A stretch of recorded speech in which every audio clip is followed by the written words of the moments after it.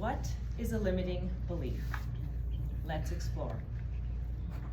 So I am about to experience one of those big mountain moments.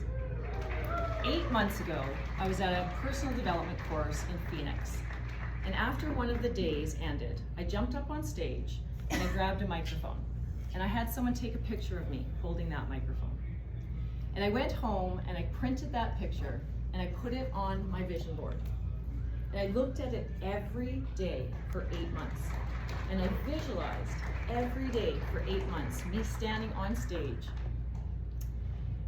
And when this opportunity came for me to speak in Vegas at Gatherama in front of all of you today, my first thought was, I'm gonna go to the event.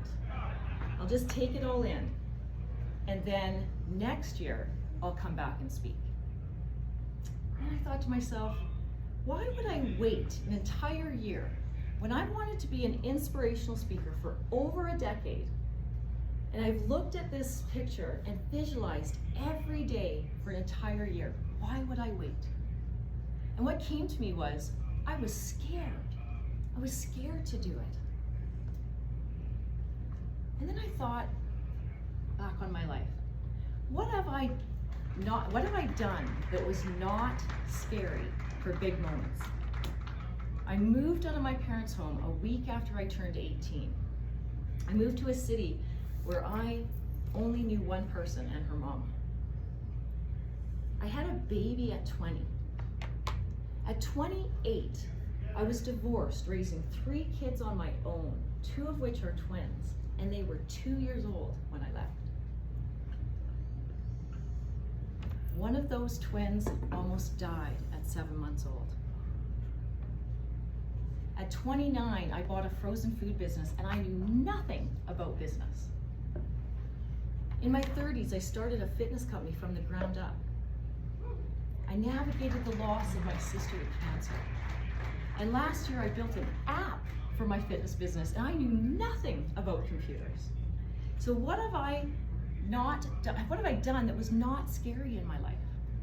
So I thought, that is no reason for me not to go to Vegas and speak. So I emailed back quickly and I said, I'm in. Has anyone here not done something due to fear? I see heads nodding. And I venture to guess all of us have not done something due to fear. Think back when you were a child and you went to a playground and there was a group of kids playing over there and you were shy. You didn't go over there and ask if you could play in case they turned you down, in case they didn't want you to play. As an adult, you might have gone to a party somewhere and you didn't go and say hi to a group because you were scared that they might reject you. You didn't ask that male or female out on a date when you were younger or as an adult because of fear they might reject you. You don't go to that fitness class because you're not fit enough. You don't apply for that job because you're not qualified enough.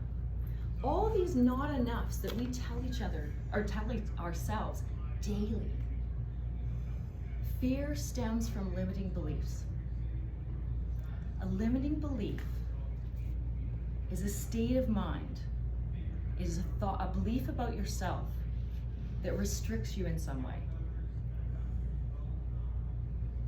And oftentimes it is negative, toxic thoughts that we have about ourselves that causes negative results.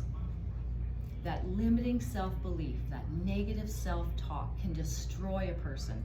I know because it almost destroyed me. I'd like to take you back to my childhood, where my limiting beliefs began. So I grew up in a family of 3. My sister was older and my brother was younger, and I was right in the middle. My sister was my mom's favorite, and my dad was my brother's. My brother was my dad's, and I was in the middle. Somehow in adulthood, it changed, but I was never the favorite. So I was constantly trying to be noticed. I didn't drink. I didn't smoke. I didn't do drugs. I didn't skip school. I didn't party. I studied hard and I worked at a young age. I was desperately trying to get noticed, and it wasn't working. I also felt very dumb growing up, very unintelligent. I couldn't grasp what everyone else was learning. I would study and study, and it just wouldn't go in. And to top it off, I had a very, very smart sister. She spoke 5 languages. My brother could do anything. And then there was me, the dumb one, or so I told myself. And on top of that, I hung out with brilliant kids. These are the kids that are surgeons, top surgeons in the States, lawyers, doctors, chiropractors. That's who I hung out with. So while I was studying 3 to 4 hours a night, every night, they were out partying.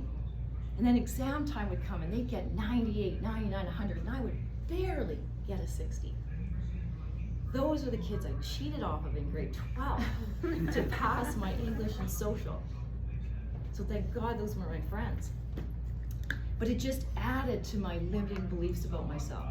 I was the dumb one. I wasn't important.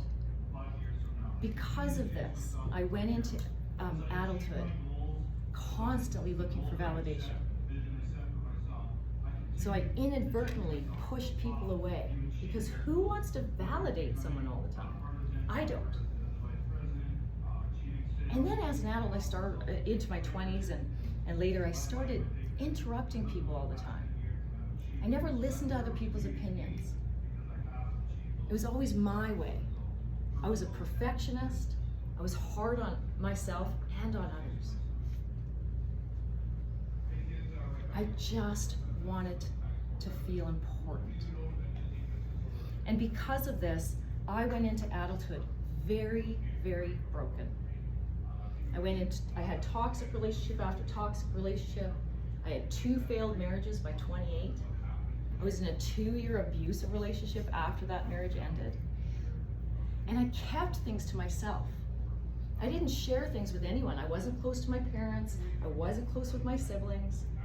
And I wasn't sharing because I thought what I was doing didn't matter to anyone. In fact, after my first divorce, my parents were coming to visit 6 months later, and I had to call them and say, I don't live there anymore. I got divorced 6 months ago. I didn't even tell them I got divorced. I just didn't think that anything that I said or did mattered to anyone. But what I realized was I didn't love myself. I didn't even like myself. In fact, for years, I hated myself. I hated myself for years.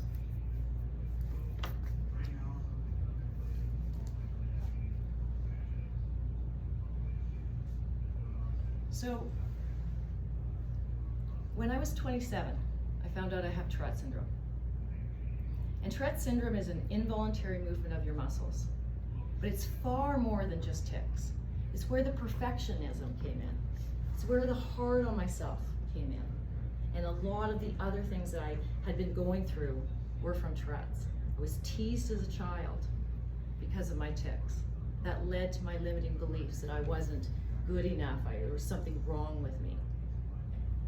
And then last year, I found out I have ADHD.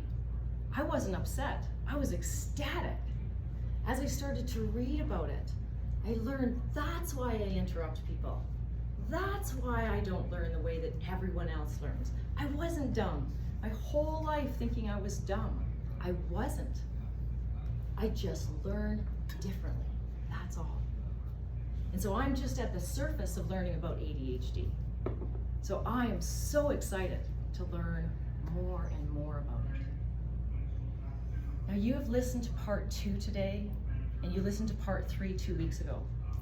And I'm very grateful that you were all able to come on this journey of mine to speak for the first time in Vegas for 45 minutes.